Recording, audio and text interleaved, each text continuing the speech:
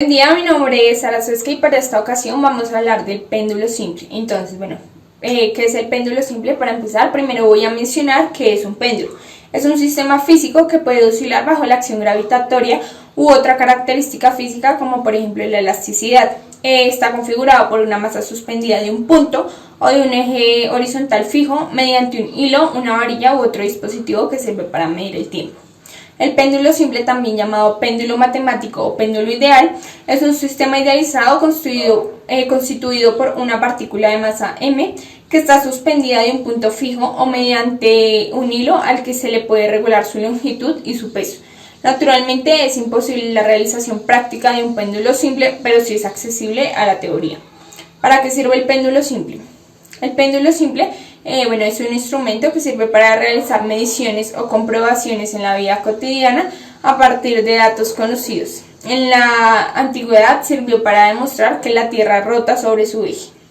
En ingeniería civil, las aplicaciones más comunes son: primero, el método que usan las grúas de demolición para funcionar. Segundo, en puentes colgantes para minimizar los efectos de los vientos y de los sismos.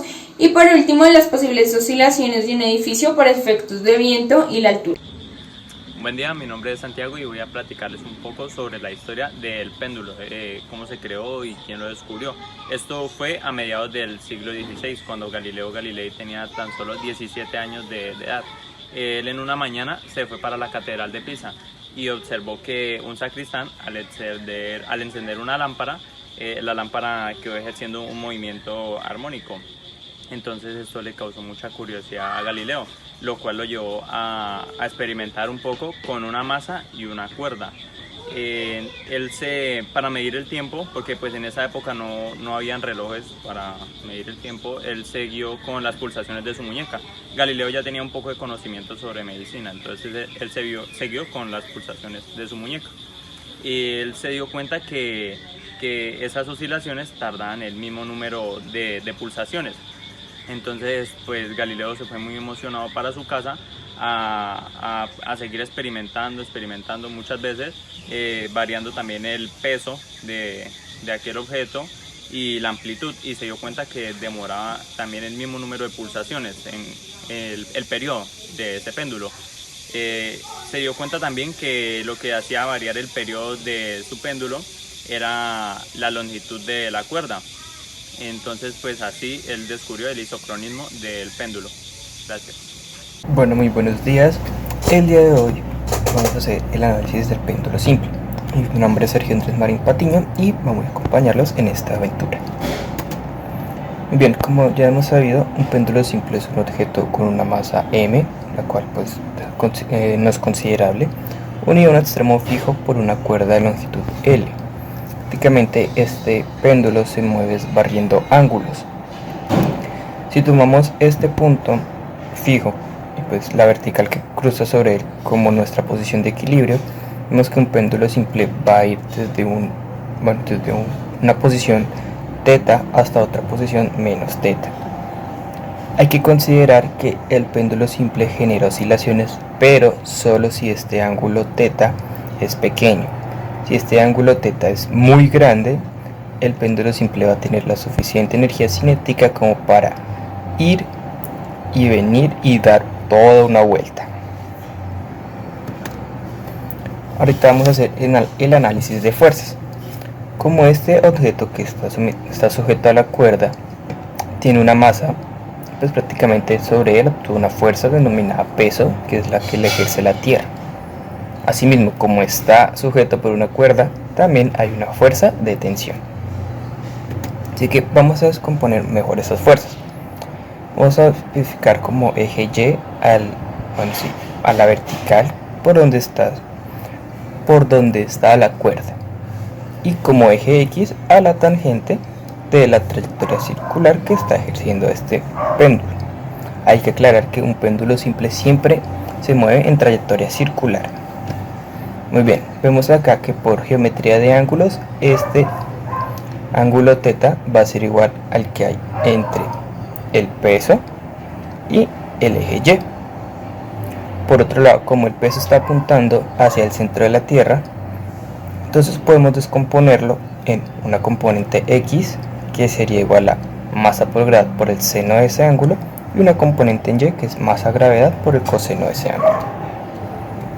Ahora bien, como ya se tiene todas las fuerzas que actúan sobre la masa, ahora sigue hacer el análisis de suma de fuerzas para cada uno de los ejes, es decir, se va a aplicar la primera y segunda ley de Newton.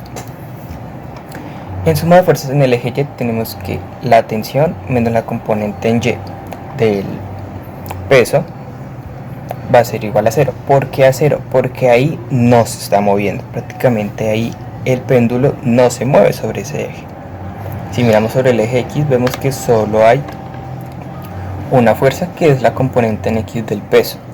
Prácticamente entonces sería menos la masa por la gravedad por el seno de ese ángulo igual a la masa por la aceleración tangencial. ¿Por qué aceleración tangencial? Porque, como se especificó anteriormente, para tener mejor análisis de ese movimiento, el eje X se tomó como la tangente a esa trayectoria circular. Así que de estas dos ecuaciones que se obtuvieron, solo se va a trabajar con esta, la de la suma de fuerzas en X. Muy bien, como el péndulo simple describe una trayectoria circular, se debe aclarar que este se mueve describiendo arcos de circunferencia.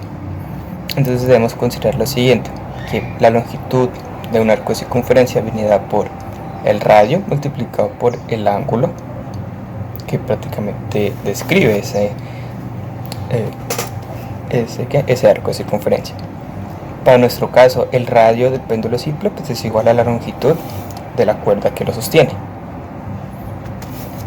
Muy bien, entonces seguimos analizando la ecuación de suma de fuerzas sobre el eje X. Entonces para esto la reescribimos de la siguiente manera: pasamos esto a sumar y pues todo queda igualado a 0. Ahora bien, vemos que la aceleración tangencial cumple esta relación, que es la segunda derivada con respecto al tiempo de la longitud, se puede decir, o la posición de ese arco de circunferencia. Entonces, relacionando el arco de circunferencia pues con esta relación de derivada, vemos que la longitud no va a cambiar, solo cambiaría el ángulo. Entonces nos queda que la segunda derivada de la posición del arco de circunferencia con respecto al tiempo va a ser igual a la longitud por la segunda derivada del ángulo θ con respecto al tiempo. Así que la aceleración tangencial nos quedaría como la longitud por la segunda derivada del ángulo θ con respecto al tiempo. Si reemplazamos esto en la ecuación de acá arriba, tenemos lo siguiente: va a ser masa por longitud por segunda derivada de θ con respecto al tiempo más la masa por la gravedad por el seno de θ es igual a 0.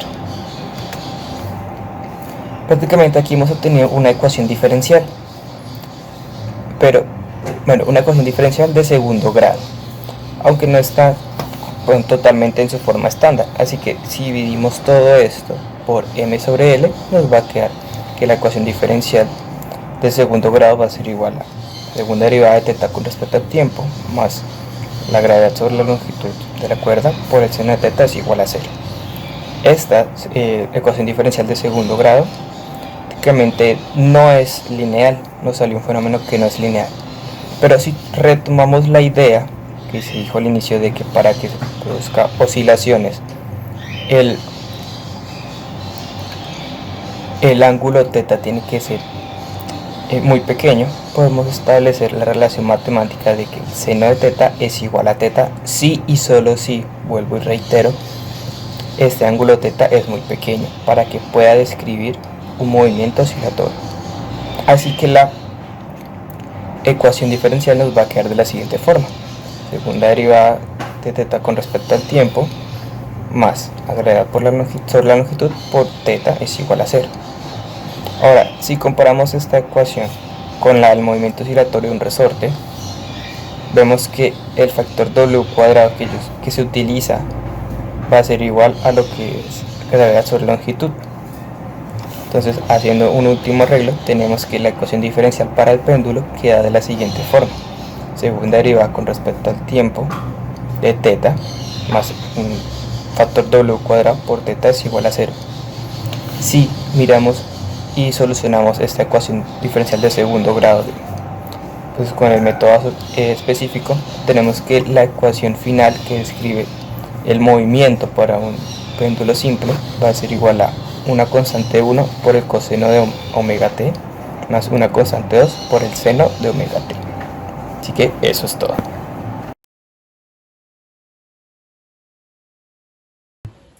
Buenas tardes, mi nombre es Isabel Delgado y en este caso vamos a explicar algunas de las aplicaciones del péndulo simple.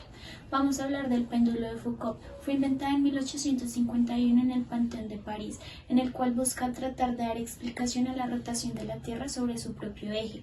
Desde ahí se han realizado bastantes réplicas alrededor del mundo. Un dato curioso es que hay una aquí en Colombia en el Instituto Geográfico Agustín Codazzi. Para entender el funcionamiento de este péndulo de Foucault, vamos a entender que el péndulo simple es una masa suspendida sobre una cuerda. En este caso la masa es bastante pesada sobre una longitud bastante extensa. El péndulo simple lo que hace es que oscila en cualquier plano. Después de un tiempo determinado nos daremos cuenta que el plano de oscilación rota y así demostramos que la Tierra gira sobre su propio eje. Este tiempo que hemos estado hablando varía en cualquier ubicación geográfica del mundo. Por ejemplo, en el Polo Norte puede tratarse de 24 horas. En París, donde se realizó el experimento, puede demorarse hasta 32 horas. Sin embargo, si nos vamos hacia el Ecuador, puede que este tiempo sea bastante largo hasta ser infinito. Otra de las aplicaciones está enfocada en la ingeniería civil. En este caso vamos a hablar del Taipei 101. En el 2004 fue considerado como el edificio más alto y seguro del mundo. ¿Para qué se debe este reconocimiento? Debido a la ubicación geográfica que presenta. Al estar en la capital de Taiwán y cerca al mar de la China, está vulnerable a vientos de más de 250 km por hora. Además de ello, esta zona está considerada por sufrir terremotos constantes. En este caso, este edificio está diseñado para soportar terremotos de más de 7 grados en la escala de Richter y vientos de hasta 450 km por hora. Pero este edificio, ¿cómo lo hace? En este caso hay un péndulo simple ubicado en el piso 89 que se considera como un amortiguador de masa. ¿Cómo funciona este amortiguador de masa? Cuando el edificio empieza a tambalearse, el amortiguador oscila en dirección contraria al edificio, haciendo que el mismo edificio se estabilice y que mantenga su posición vertical.